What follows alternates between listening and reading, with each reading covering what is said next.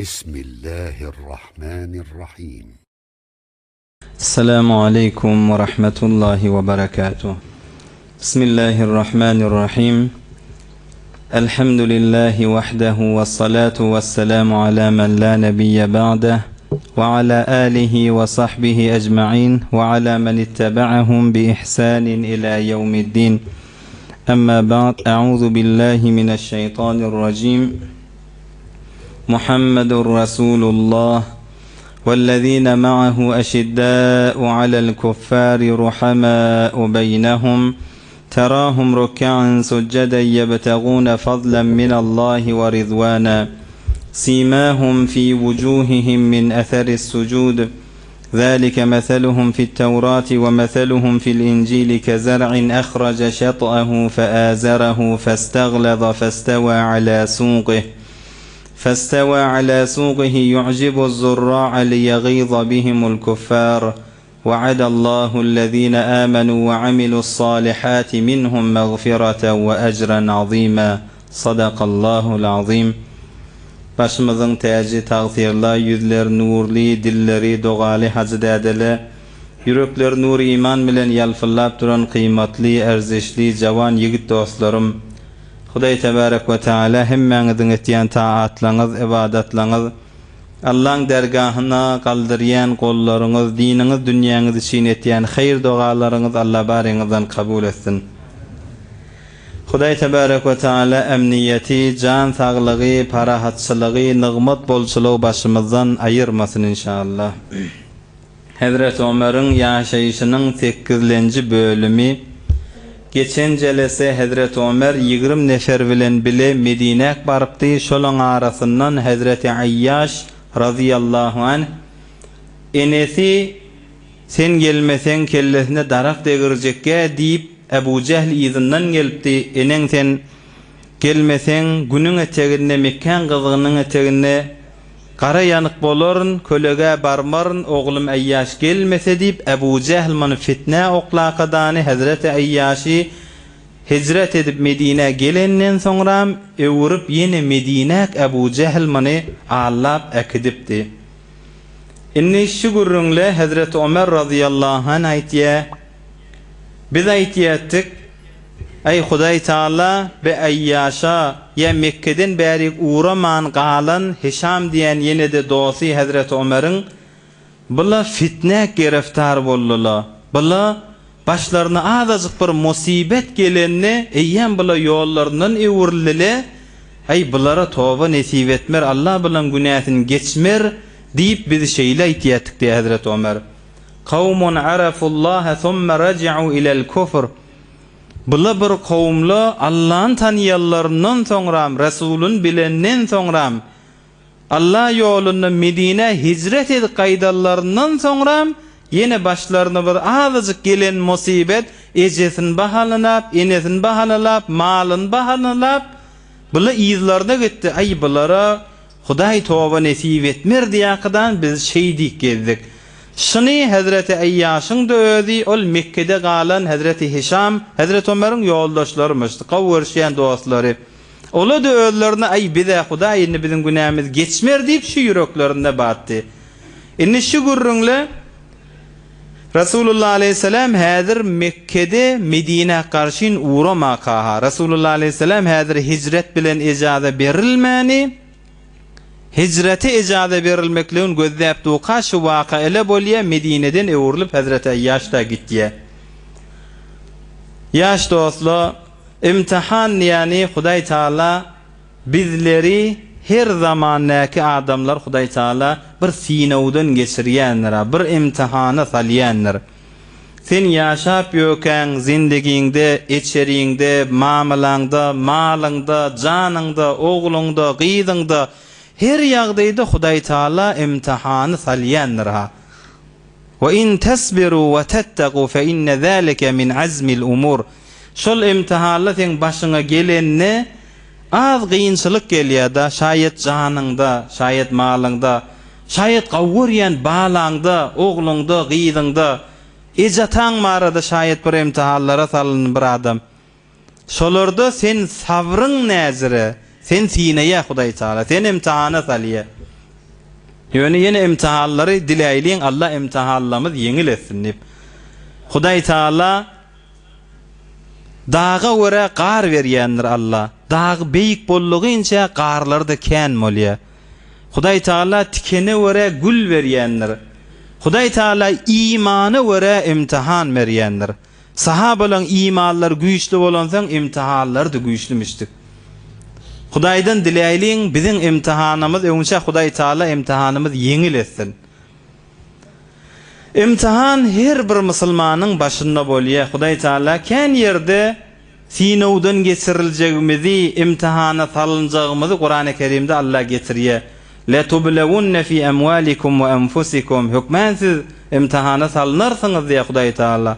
Janyňyz barada, malyňyz barada, käde görýän hay inni sen dodota edip barýan hesabyň gaw bolup barýar.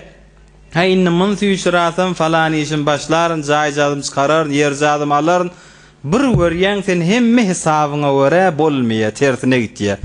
Allah şu taýda imtihan etýär seni. Sen sabryň näzire? Sen hesabyňa görä Hudaý Taala şaýat seni imtihana salsyn. Walakin liyabluwakum fima ataakum. Size beren zadyny Allah siz sinajak bolýar diýär Hudaý Taala.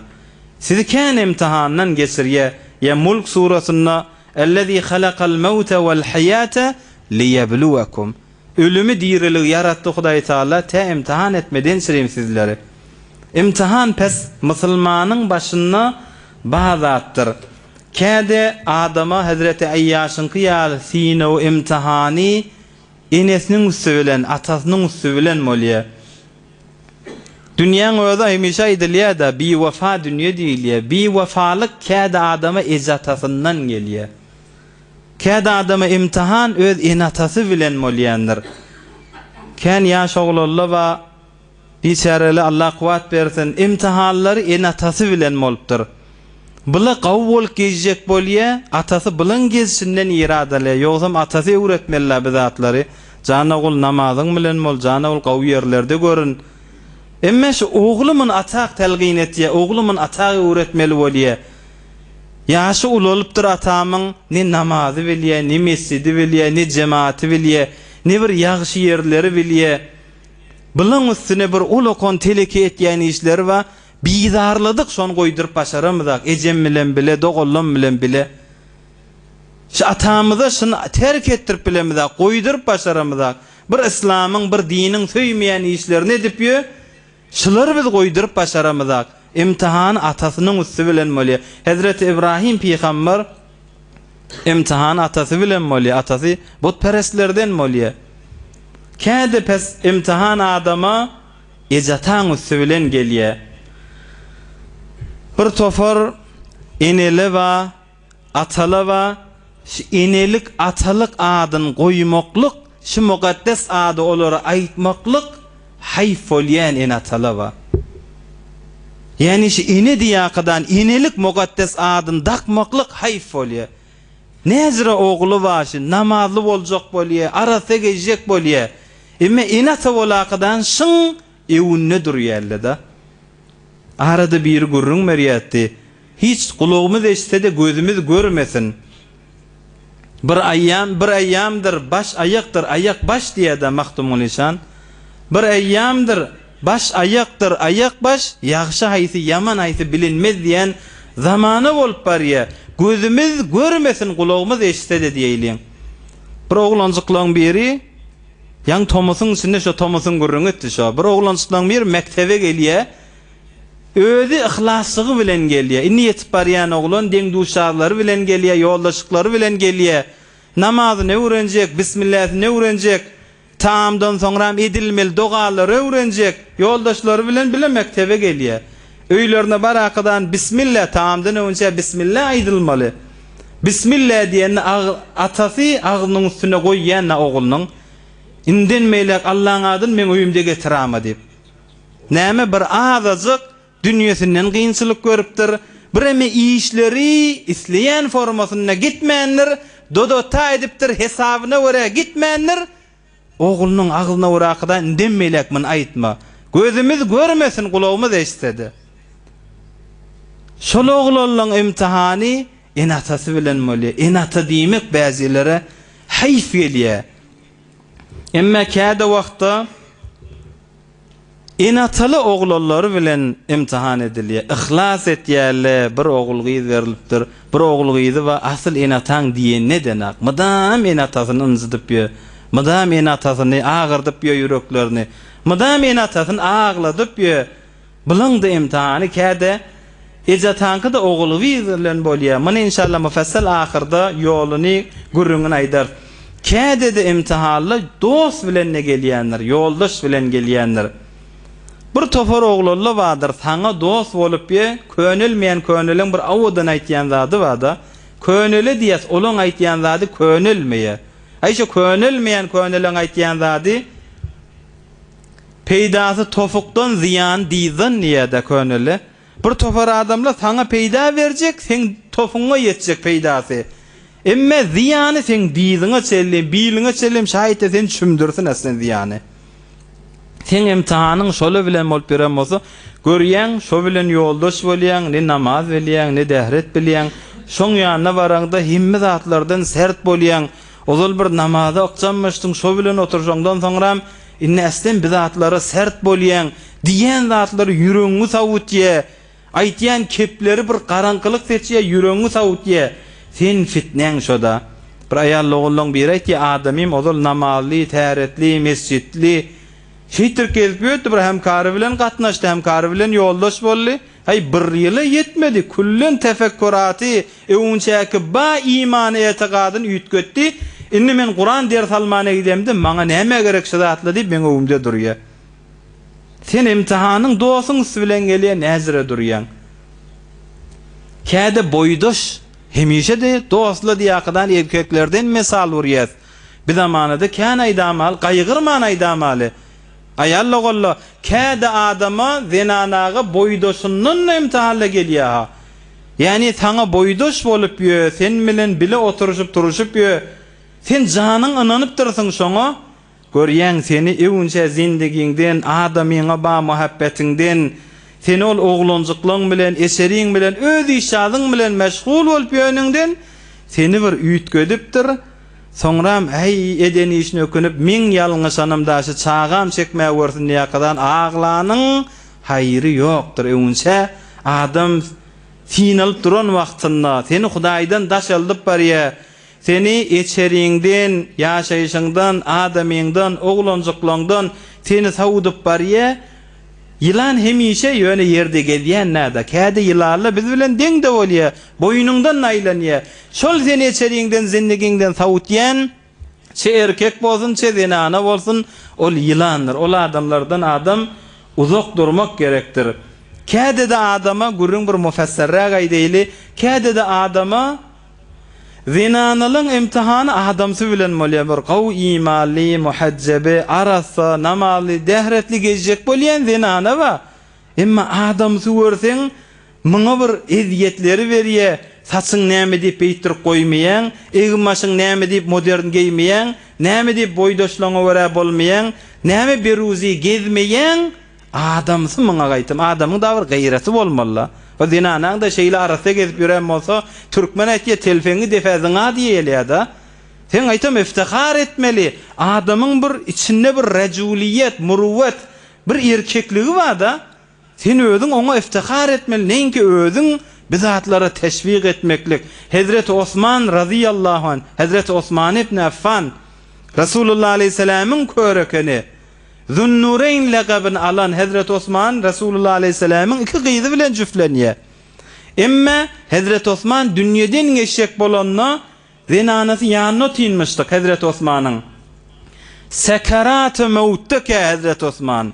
Ölüm azlygyny çekip duran wagtynda Hazreti Osman. Ölümün bir azlygy we derdi we şonu çekip duran wagtynda Hazreti Osman'ın zinanasy ýanyna göz ýaş edip aglap az çargada açılıpdyr. Azajyk çargada açylanda Hazreti Osman näme diýipdir? Şuddi khimaraki fa wallahi inkishafuki ashaddu alayya mimma ana fi. Çargadyň örsene diýipdir, çargadyň çeksene diýipdir. Sen bolup duran ýagdaýyň wallahi maňa ölüm azlygyndan azrak gelip duşy diýipdir. Yığnantana diptir, saçında bir çeksene. Sen bolup duran ýagdaýyň ölüm azlygyndan da maňa azrak gelýär, agrak gelýär dipdir. Yığnanna tursana dipdir. Sen näzire zinanaňa, sen nä modern gelmeli, boýdaşlygyňa wara bolmaly. Sen nä bizire gelýän? Arada bir dünýäň bir ýaş oglanlaryň biri, "Ay Hazakulla, biz sizlerden gelemen, biz sizlerden hiç siz aýtmaýaňyz sizlere türkmeniň bolup barýan ýagdaý jan noslaş aýdylýan zatla bethijabiga teşvik edilýärmi? Her jelesede aýdylmasa ýeni bir jelesesinde aýdylýar şu zatla. Haýsy bir ahun näde bethijabiga teşvik etýär?" Hazret Osman her bir adam ulamala aýdar, minberden aýdar, tribonyň ýerininden aýdar. Emma her bir adam öz içerisinde gaýym durmaly. Hazret Osman radıyallahu anh ölüm azlygyndan maňa beter bolup duşunyň dipdir. Käde imtihan adama refahiyet bilen ne gelýänler ha ýaş dostlar. Şunu aýdyp esli mawzugy gireýin. Käde imtihan taňa refahiyet. Yani näme refahiyet? Aslında dünýä kısmatdan gaýgyň bolmaýar. Ewliýaly gaýgat ýamışdyk. Şu kellerine baş agyr gelmese, kelle agyr gelmese hiç istidraji bolamasyn. Men bir ağlanyp imtihany düşüp ýören bolamaýyn diýmişdikler. Kullen kelle agyr ýok, saňa hiç zatdan kelle agyr gelmese refahiýetiň dünýäň diýen formaňda bolup barýar. Bir işi uğrayan ýafyk gafla saňa asylyp barýar. Ay hiç da gaýg etmesen bir de sen imtihanyň bolup bilýär. Sen başuňda käde bir başyňda gaýgyly, gussaly, gamly bolup dursa ewliýaly begen ýamışdyk. Hudaý Taala gawwar ýerlerini sineye imtihan etýär diýip arif adamla başlaryna musibet gelmese gorkýa gelse begen ýamışdyklar. Şon gawwar ýan peýgamberleri Hazret İbrahim, İsmailcan oğlu bilen imtihan edilýärdi. Adamyň gawwar ýan zady balatsa Resulullah aleyhisselam tamam çağızıkları bilen imtihan edilipdir. Bir Hazreti Fatime 6 ay Resulullah aleyhisselamdan sonra dünýeden vefat etdi. Himmesin tek tek Resulullah aleyhisselam mübarek balazıklarını evlat azıtsa nagat agırdat. Himme balazıklar Resulullah aleyhisselam imtihan edilip öýüdi baka mübarek eller bilen jaýlyýar.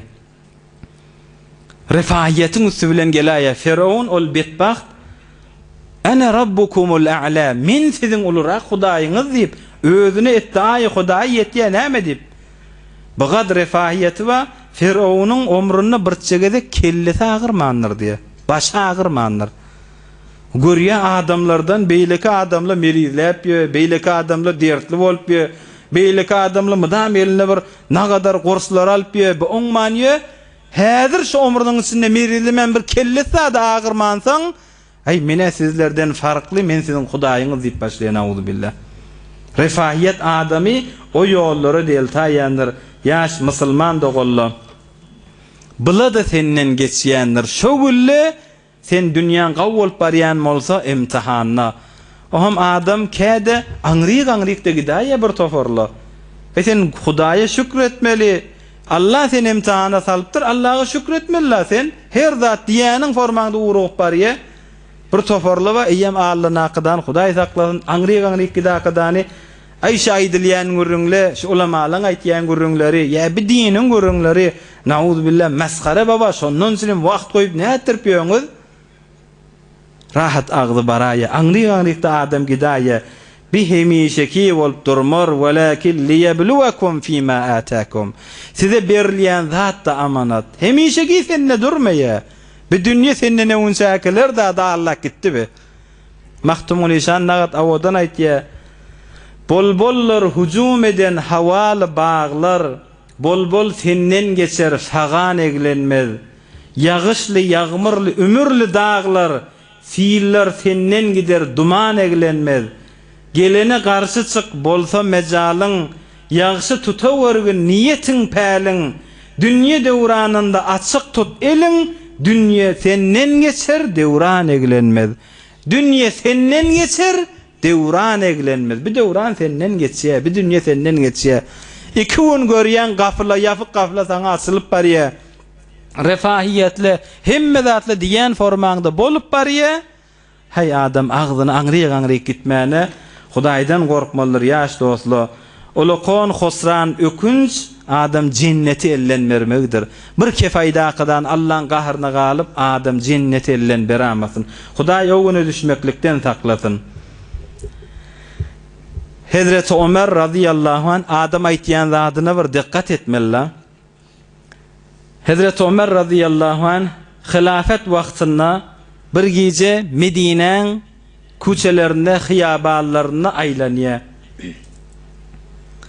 Birinin gafsynyň agzyndan, birinin hayatynyň öwünden Hazreti Ömer geçip gitýär.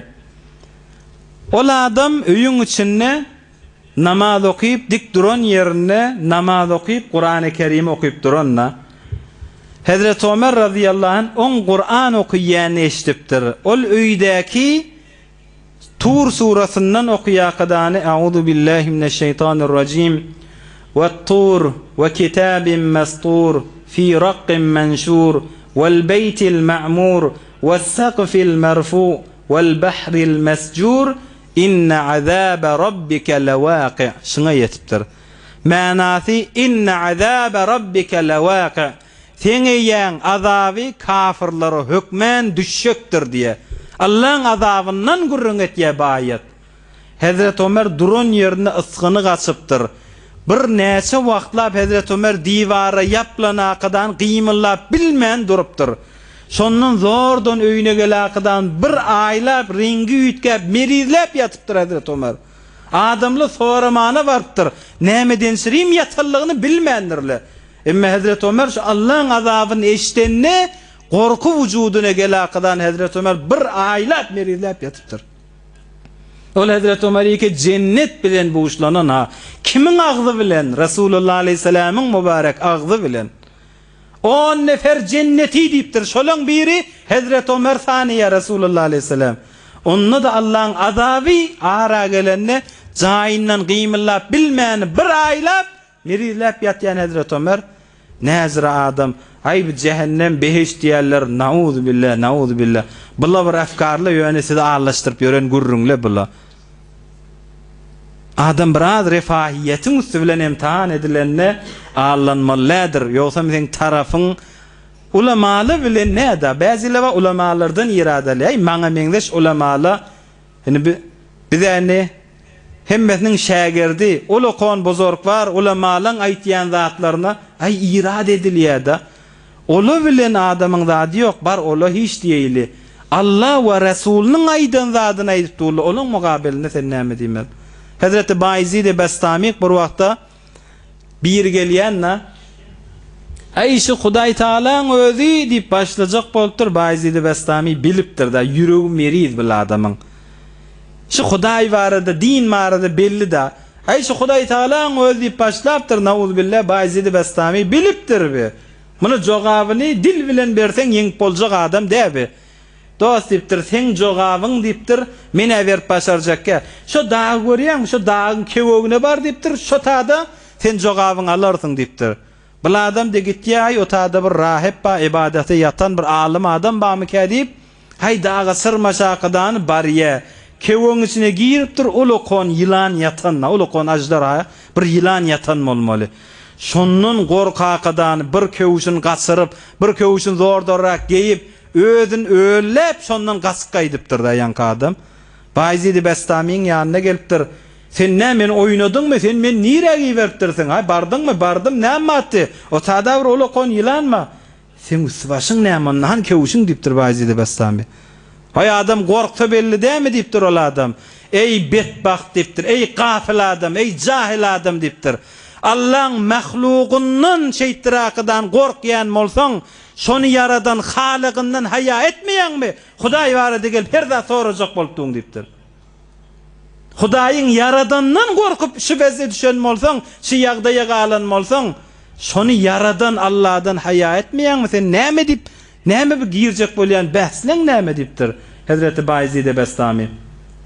Hulasa adama sinaw imtihanla her yerden gelýändir ýaş dostum. Şolong mugabiline imtihany düşdükan adam gynçylyklara sabr etmek, ýagşy gulleňde şükretmek gerekdir. Hazreti Ayyaş enesi bilen imtihan edilip gitýär. Şu müddetiň içinde Resulullah aleyhissalatu vesselam icade beriliye Mekke'den çıkmaklığa. Cımga gece Safar ayın 27'sine cımga gece Resulullah aleyhisselam Sevr dağına karşın çıkıptır. Sevr dağına Hazreti Ebu Bekir Siddiq bilen Hazreti Ebu Bekir Siddiq'ın siretinin içinde mufassal aydıptık. Resulullah aleyhisselam şol kevökte Sevr dağına cımga giyeceğini, şemme giyeceğini, yekşemme giyeceğini şol Sevr dağının içinde geçire, qarının içinde. Doşemme giyece bolanda Medine karşın uğrap, doğur bir hafta sonra Resulullah aleyhisselam inniki doşemmesine Qobaq yetya. Peygamberimiz aleyhissalatu vesselam. Emma Hazreti Ayyaş da Mekke gaysın qaydıgılı ola Mekke'de. Yolla kan vakayla bolya Hazreti Ebu Bekir Siddiq bilen Resulullah aleyhisselam geliye ki ol soraqan atları yere çümyelligi ayağı ya Umme Ma'bad diyen bir zenanan çadırına Resulullah aleyhisselam bariye geçen celasatlarda aydıptık. Ol zenanna Resulullah aleyhisselam'dan bir mucizeleri görüye sonra adamsı gelenine bir ütköşük adam itti. Bir koyuna elini çeken vaktında süyütten dolu bollu özleri kanlıla.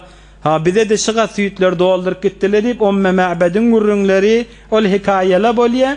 Emme yolla Peygamberimiz aleyhissalatu vesselam Mekke bilen Medine arasında İmam Bukhari'nin rivayetinde Hazreti Zubeyr'e sataşıptır. Hazreti Zubeyr Ebu Bekir Siddiq'ın Esma diyen kızının adamı. Hazreti Ebu Bekir Siddiq'ın körökeni. Oğlan vaktında imana girerlerden Hazreti Zubeyr'di.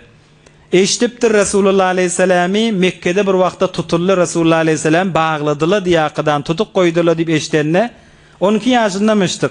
Öz boyunu dengracık bir kılıcı alakadan süyreştirakadan Hazreti Zubeyr kahar bilen geliyenna gören adamla bine hemen izinden bariyaka deyip angalyalli. Birden Resulullah aleyhisselam evinden çıkya hey Zubeyr bir bariyan yağdayın neyme? Onu men eşittim ya Resulullah sen tutup bağla koyuptur şu kafirla. Kim seni tutan olsa şu kılıç bilen seni bağlan elleri keseyin. Seni tutan adamın boyunu keseyin neye kadar bariyan ya Resulullah deyip Resulullah aleyhisselam hoş volakadan kılıcını önüne dua eden sahabası Resulullah aleyhisselamın önünden çıkya. Bula ticaretten gelyemiştikle Şam yurdundan. Resulullah aleyhisselam bilen Hazreti Ebu Bekir Siddiq'e ak evmaşga idrakadan Medine karşın yollaya. Medine adamları günne erti bilen Resulullah aleyhisselamın geliyani eşitiptirli. Günne erti bilen çıkyalle Resulullah aleyhisselamı gözlep Mekke'den geliyen tarafı gözlep Resulullah aleyhisselamı intizar çekyalle. Hava kızın vaktında ayinne gelecek deyip kızgına durup bilmeyeni öylerine qaytyamıştıklar.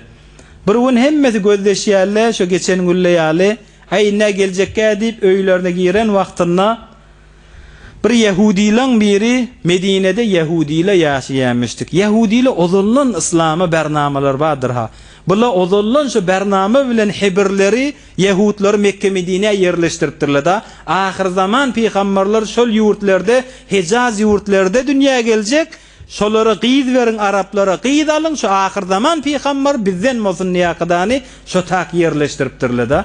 Şu Yahudilan biri İnne hava kızdı deyip hemmez girenni tamının defesine çıkıptır. Cayının defesine çıkıp öz işinden sirin bir daha gözleyecek bolanına görüptür Resulullah aleyhisselam bilen Hazreti Ebu Bekir Siddiq ak evin maşga yakadani mübarek yalfallakadani geliyerle. Şondan yankı Yahudi qiyğırıptır Medine'de. Ya ma'şarel Arab hâzâ ceddukumullezî tentezirûn. Ey Arap taifası, ey Arapla diptir. Gözleşip duran peygamberiniz size karşın geliye dip qiyğırıya. Şondan hemmesi Resulullah aleyhisselame sataşşak bolakadani Medine'nin ahilleri zinanala caylan defesine çıkyalle, oğlancıkla yollara çıkyalle. Ya Muhammed ya Resulullah deyip Resulullah aleyhisselamın istikbalına evünne duryalle. Resulullah aleyhisselam aydıptır onlara 3 defa qaytalap. Allahümme entum min ahabbin nasi ileyye. Allahümme entum min ahabbin nasi ileyye. Allahümme entum min ahabbin nasi ileyye. Siz kucak açtılar Medine'dekiler Resulullah Aleyhisselam'a. Allah bilyenler adamlan yağışası mana sizdirsiniz. Allah bilyenler adamlan gavsi sizdirsiniz. Allah bilyenler adamlan gavsi yağışası sizdirsiniz mana deyip 3 defa Resulullah Aleyhisselam şuna aytya olara. İmam Bukhari'nin rivayetinde. Hazreti Berra ibn Azib diyen Medineli sahaba aytya. Ayşe Medine'nin ehlini şol Resulullah Aleyhisselam Medine gelen gününü begenşiyal hiç vaqta şozura hoşluğu Medine'de görmedik diye.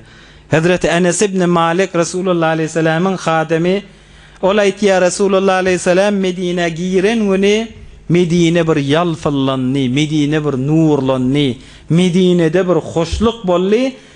Şon ýaly bir ýalfyllamak Resulullah Aleyhisselam'dan görmäpdik diýdi. On Resulullah Aleyhisselam'dan ewünçe şon ýaly Medine'ň bir ýalfyllanyny görmäpdik.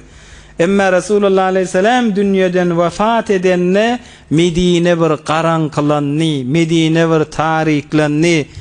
Hatta biz Resulullah Aleyhisselam'a mübarek gumy sefemizde yüreklemiz üýtgänini ihsas etdik diýdi. Ewünçäki nur, ewünçäki ba ışık ewünçäki ba ýagtylyk ewünçäki ba bereket Resulullah Aleyhisselam bilen bile toprağın etene gidenini ihsas ettik diýdi.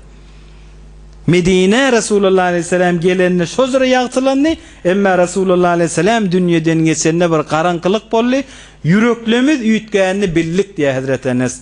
Biye adamla Kasva diýen Resulullah Aleyhisselam'ın mübarek düýesi.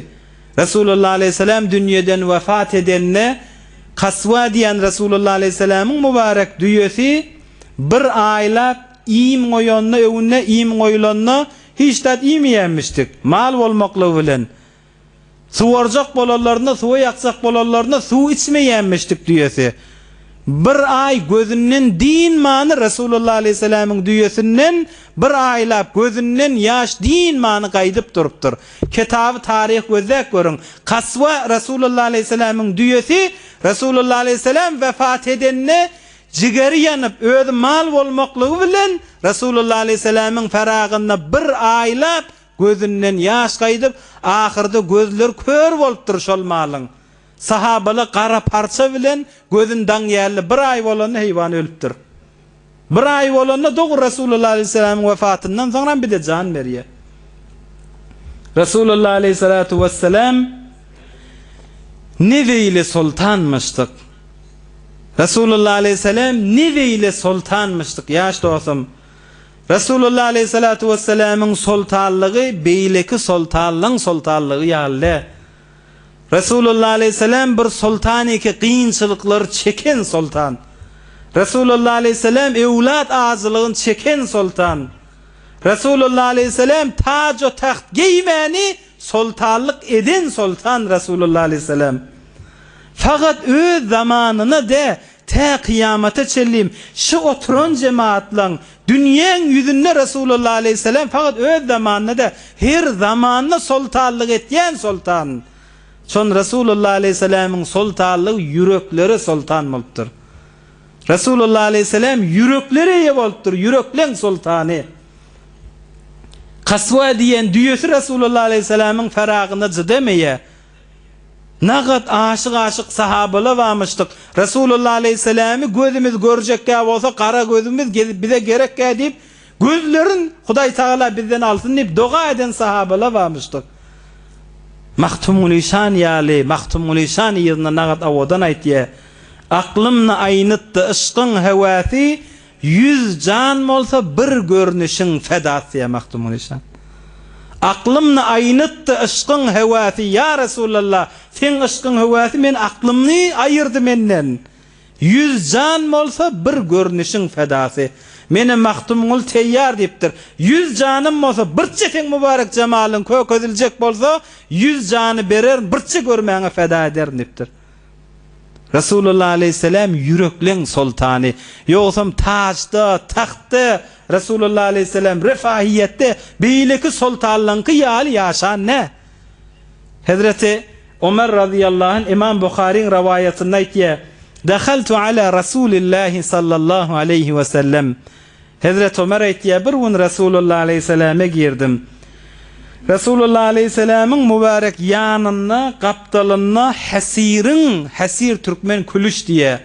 Hasirin eserleri Resulullah Aleyhisselam'ın mübarek bir tarafını görünüptü.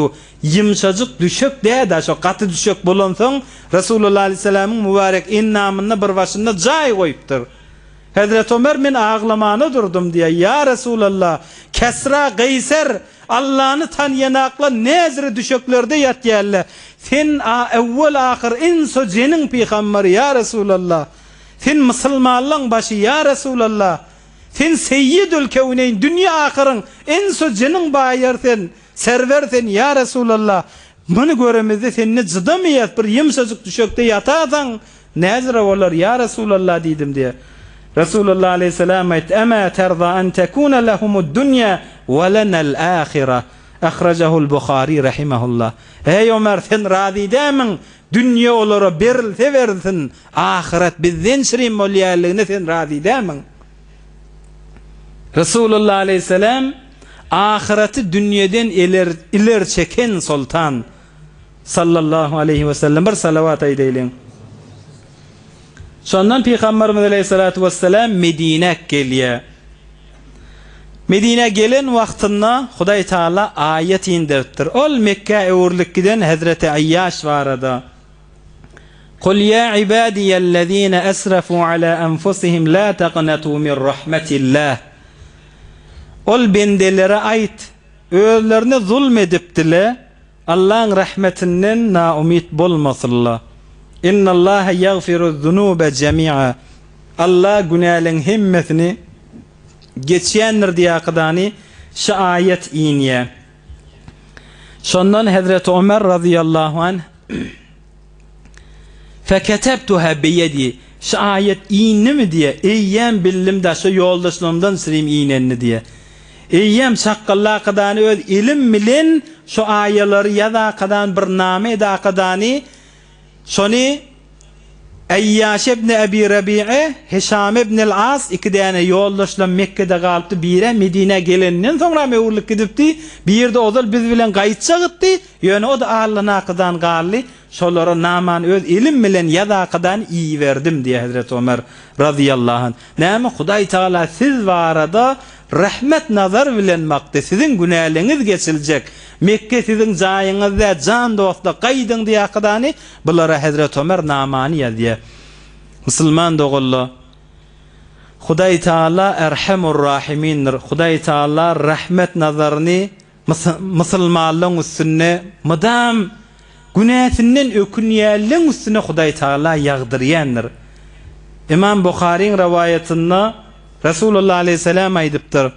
Huday Teala'nın rahmi 100 tane diptir. Şol 100 taneden birçe tanesini Huday Teala yerin yüzüne indirdi. Şol birçe tane rahmetin üstülen adamla birbirine rahmet yerler. Vahşi hayvanlar hatta çağalarına rahmet yerler. Şol 100 tane rahmetten birçe tanesi Huday Teala yere pıtrat koyverdi. Şol rahmetin üstülen adamla birbirimize rahme aramızda dünyanın yüzünde şu rahma şu birçe taneden alınan nesip pay şu. Emme 99 tanesini näme Huday Teala nerede koydu? Ve akhara 99 rahme yerhamu biha ibadahu yevmel kıyameh. Ravahu İmam Müslim rahimahullah. Huday Teala 99 tane rahmetini, ey birçe rahmetin yerin yüzüne pıtıradanna şıkat yerin yüzüne rahimli olyaha. İnso cinin arasında hatta vahşi hayvanların arasında şu birçe rahmeti şüzüre her kime yettiyen olsa 99 tane rahmetin Huday Teala kıyamata koydu. Şu oturan cemaatlara, tamam imanlılara bahanılan üstüvilen rahmet çekti akıdan 99 taneni Huday Teala kıyamata koydu deyipti Resulullah Aleyhisselam. 99 tane rahmetin Allah kıyamata koydu. Teşi imanlı bendelerine kıyamatta bahanılı bilen rahmet nazarına salmadan süreyim Huday Teala kıyamata koydu. Allah şu 99 rahmetini bizlerden, eserimizden, tamam Müslümanlardan deriq etmesin inşallah. Hazreti Ömer şu namani yazıya yoldaşlarını iyi veriye. Bir rivayette de Resulullah Aleyhisselam'ın özü menli bi ayyaş, kim bana ayyaşı getirecek deyiptir. Resulullah aleyhisselam geliye görse ayyaş yok. Şu ayet inenden sonra Resulullah aleyhisselam'ın öyle aydıptır. Hazreti Velid ibn el-Velid, Halid ibn Velid radıyallahu anh'un doğani men getirir ya Resulullah diyakadan git ye. Mekke'den Hazreti Velid bular öwürk getiripdir diyen rivayette ba. Ve her hal muvassak rivayet Resulullah aleyhisselam şu ayet inenden sonra Hazreti Ömer yoldaşlarına namani yazıyarlık bizim dersimiz. Hazreti Ömer eyyemskini öz yoldaşlarını gaýyk edipdir. Müslüman adam halkın hayrını islemelidir. Özüne gawwaryan zady halka da islemeklik musulmançylykdandyr ha. Hazreti Ömer eýem şunu eşitdimi? Yoldaşlaryna eýem hayır islaqadany namany ýazypdy da ýaş dostlar. Biz de dostumyza, eserimize, öz şagyzyklarymyza tamam musulmanlara hayır islaq gezmeklik musulmançylykdandyr ha. Bayezid Bestami bir wagtda bir hemsaýasy varmışdykda gebir oda Hudaý diýip ýören musulmanda Allah'a inanman ýören bir hemsaýasy bar. Bu adam hemsaýasy özü bir musaferete gitdi. Giýje bolanna kişijek çağazygy bar bolmaly. Zenanasy bilen öýünde galýa ol gebrin. Giýje bolanna myň çağasy öýüniň ışıgy ýok bolansoň aglamana başlaýan bolmaý, çağı bolansoň gorkýa aglaýa. Hazreti Bayezid Bestami sırajygyny özü garankyda oturakadan eltakadan oňoýuna goýýarmyşdykda. Özü garankyda bolýar oňoýuna goýýar. Ol adam öwürlik gelenden soňra zenanasy aýdypdyr. Bu Bayezid Bestami şu oglumyz şizra aglan wagtyny öz sırasyny getirakadan bizde goýup özü garankyda oturýardy. Adam saýdypdyr, sırasy bilen öýümizi ýagtylandyrdy. Bayezid Bestami sırasy bilen öýümizi ýagtylandyrdy. Ol eden işi bilen bizi hayır islemekligi bilen yüreğimizi nuru iman bilen ýalfylandyrdy. Oňa iman getirýär kadar musulman bolupdyr. Eden birçe däne käde bir ay biziň etýän işimiz näme şun diýmeýliň ýaş dostlar. Käde görýän sen gijicek görýän zadymyz ay şu zada näme diýän zadymyz şaýat birçe tozan bir erzis zat diýärse bir adamın ulukon zindigisinde tağirat, bir adam şodurşunu beylek döndürsün. Şigişik diýen adamı şayet bir telengori bolsun, şayet birine bir tağirat versin, onu kullun ütgösün. Şu birine hayır islemek, birine ýagşylygy ýetirmekli hiç kiçi saýmaýlyň. Hazreti İmam Şafii rahmetullahi aleyh bir gün yetişmäni mescide garşyn marýanna dersine garşyn mescide garşyn Hazreti İmam Şafii radıyallahu anh dersine garşyn baryan. Ýolda birime ýadapdyr. Adam bir uzagrak, gaçrak ýörýände bir ýadaýa bir Yahudiň jaýyna, bir Yahudiň diýwaryna Hazreti İmam Şafii ýaplanakadan bir aýagyny galdyryp, bir aýagyny söýakadan şeýitdirip bir din zalypdyr. Yahudiň diýwaryna bir aýagyny berakadan bir ýaplanyp durupdyr şeýlerlen. Gidenden soňram gaýtalap öwürlik gaýdypdyr. Gafsyn kakypdyr ýanky Yahudiň, men ýan barýakem, menden razy bol, sen diýwaryňa ýawşdy aýagym, sen diýwaryňa ýaplandym, men aýagymyň tozany, sen diýwaryňa ýawşyk galan bolamasyn, menden razy bol diýipdir Imam Şafii. Ol Yahudi adam aýdypdyr, sabret, durdur, näme diýdiň bolýa diýipdir, näme ziýany bar diýipdir. Bizim dinimiz aýtýar, Allah'ın hakkı bolsa geçerin. Emme binden hakkı ýawşda, binden hakkı bolsa ol geçirjekkä binden razy et diýe bizim dinimiz diýipdir. Aýş aýagymyň tozanna da sen haýatyňa ýawşan bolsa, bir denne menden saňa eziyet ýetdigi bolamasyn, bir binden hakyny giýirdigim bolamasyn. Men aýagymyň tozan sen diýwaryňa ýawşyp, saňa zerer ýetirdigim bolamasyn nikellim menden razy bol diýipdir. Ol Yahudi adam aýtdyr, hey şu diýen zadyň seni näme zat mejbur etdi şoňa? Men ki biljekkä etdim diýipdir. Sen biljekkä etdiň, emme biljek Allah wa diýipdir. Sen biljekkä etdiň, emme biljek Allah wa, maňa dinim şunu buyurýar diýipdir. Ol adam aýtdyr, eliň aç diýipdir, sen diniň näme bolsa men şo dine girjek diýipdir. Birçe tozan ýaljak bir erzis zat diýäňa bir däne Yahudiň dünýesini ütgedipdir, onu imana salypdyr da. Yani adam musulmanlara hayırlı olmaklık yaş dostlar. Hazreti Ömer radıyallahu anh eyyem öz yoldaşlarının hayırını sakadani namani ya diye. Oğul gıyızımız var ada. Hayri islap. Hemmemiz hayri isleyenleriz. Yönü şu hayri bir bernamalı bilen öz oğlancıklamıza hayri isleyenimiz belli değilin. Ayşe çağağı kişiliklikte näme öğretsen, näme nezre terbiyet bersen şeyle olur. 15-16 yaşından sonra diyen ettirip de olanak olur. Şu kişilik vaxtlarında adam bir hayırını isleýär-de, şoňa bir gaw ýollary öwret. Bir çağızyklan biri bir wagtda enesi merizleýän, bir mereze mowta giripdir. Enesi jan merjek bolup duran bolmaly. Näçe ullap meriz ýatypdyr. Bir kiçeňräçik oguljygy bar bolmaly. Hemme kişi üýüşip duran wagtynda biza çağızykda aglamana durupdyr. Wagt jana sen näme aglaýan, mundan önce aglaýan? Onda men ölüme hak diptir. Oğlan olsam boyunalyan on diptir. Yönü ecem maňa, enem maňa. Yaşap yören wagtymyzda günne ikimiz bir bernamamyz watdy diptir. Ecem men oturtýatdy janagul gel berit. Cennette hurma bag nähil tikeylimi janagul, ekeylimi? Cennete baramyzda biziň öwümizde teýýar bolup dursun. Ekeyli ene diýetdim. Ondaki janagul subhanallahi we bihamdi şunay diýilýärdi.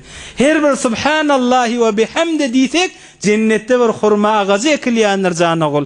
Gel ikimizin ekeyli ýakydan maňa günne enem bileşeytir akadan özü bilen tesbih aýtdyrýatdy. Bilece ikimiz cennette hurma agaçlaryny ekýätdik. Emme ejem näçe ullap ýaty, men aýtýan ejem aýdanak. Korkyan şu ecemiň cennette hurma baglary menkiden kim bolarmy ka diýip şoňa aglaýan dipdir. Şynaydan wagtynda ejesi yatan ýerinde gözünden ýaş gaýtmany durupdyr. Eden işi, eden bernamasy, eden ihlasy netije beripdi. Begen akadan eje yatan ýerinde gözünden ýaşla gaýtmany durýar. Men gorkyan, men subhanallahi we bihamdi aýtýan, men agaçlar ekdem ejemiň agaçlar menkiden kim bolar diýakadan gorkyan diýip. Näzire terbiyet berilse, oğulgyz şoňa görä bolýandyr. Biziň wezifämiz ay mena aýtýan diýenim etmeýe, ihlas edeýliň. Şu hayır islemeklikde çağalamazdan sirem, dogonjyklamazdan sirem. Şu ihlasyň boş gitýän nädir ha? Sen diýeniň bilen bolmasa da Hudaý Taala sen dogalaň birine siňdirer, şu sebep bolar sen oglaň alyp çykar. Bir ejeleň biri 30 ýyllap bir oglanyna jan ogul namaz okuysana diýip aýtýan. Jan ogul sen namaz okuyda 30 ýyllap aýdyp oglanyny namaz okutýan edip başarmandyr. Muny öýerýär bir aý geçmäke zenanasy mun namaz okutýan. Oham ýanky eje gözünden ýaş gaýdypdyr, begenipdir, gelinne gelakadan aýtdyr, ay jan gyýdym, Allah senden razy bolsun. 30 ýyllap şoňa zähmet çekdim. 30 ýyllap men başyn secdeye eltip bilmedim. Sen bir ay boldy mun namaz etdiň diýipdir. Gelinne gelakadan şeýle aýtdy. O gelin aýdypdyr, waq ene diýipdir. Biziňe gürrüňimiz eýni bir gyzyl tafan adamlaň misal ýaly. O gyzyl tafallaň gürrüňi näme? Bir wagtda diýipdir gelini bir adam ýoluň uruna bir daş ýaty, şonu aýyrjak bolakadany 99 däne küleň bilen zerbäni urupdyr da daşa. Ahyrda ýa-da kadany yüzlenjini, ey gel dost sensin bir gaýrat etsene diýip ýanynakiýe urdurýar. Ýanynakyda küleň alakadan bir dänen uranna 100 däne boldy da. Şu bir däne bilen daş ýarlypdyr, içinden altyn gyzyl çykypdyr da. On bilan kız däwaly bolupdyr ýanky adamla. Ol men almal 99 dänen men urdum. O da senki bilen bolmady, men uranym bilen boldy, bila menki diýipdir. Bila gazyk barýarlar, şeýle 99 däne men urdum, bir däne bir uranna şonda çykdy gyzyl, endi däwa edip dost. Ol gazy aýtdyr 99 däne urana 100den 99syny oňa beriň, bir däne de senki bolýar diýipdir. Jan eje diýipdir gelini 30 ýyllap zähmet çeken bolsaň, şol 99 zerbäni uran ýaly sen ihlas edipdirsiň. Sogabynyň hemmesini sen alypdyrsyň diýipdir. Ahyrky zerbän men uran ýaly diýipdir. Sen ihlasyň, sen dogan bereketi Allah men sebep edipdir, sen ogluňa boş gitmändir diýipdir. Sen etýän ihlasyň hiç wagtda boş gitmer. Ogluňdan sirem, gyýdyňdan sirem, ay men aýtýan diýenime etmeýe. hayırını isle, dogasyn et izinden. Can Allah'ım tawfik ber. Sen dogan boş gitmer. Qaw dost tafılar, mını namaz eder, qaw yoldaş tafılar, mını namazhan eder. Hiç etýän işin hayırını islemeklik boş gitmer inşallah. Hazreti Ömer radıyallahu anh Hazreti Ayyaş'a naman yazıp Hazreti Ayyaş da Hazreti Hişam bilen yoldaşlar bilelikte gelip ola da sahabalara koşulaqadan günahlarda geçilip o da hicret eden sahabaların yine taanna giriye. İnşallah gelecek selesede Hazreti Ömer'in beyleki bolyan gurrunları Bedir jenge taýýarlanýarlar, hytmatyňyza ýetirers inşallah. Hudaý tebarek we taala aýdan eşdellerden kabul etsin inşallah. Hudaý tebarek we taala daşarda eserde ihlas bilen gulak atsaňyz Allah baryňyzdan razy bolsun. Ötelleň ruhsat bolar ýaly eserde daşarda gulak atsalan umidwarlar bardyr. Bir alham 3 ihlas okuýakydan hem bende doga eder. برای مشاهده ویدیوهای بیشتر به کانال یوتیوب سخنرانی های علماء ترکمن سر بزنید، مشترک بشید و منتشر کنید، اجر ببرید.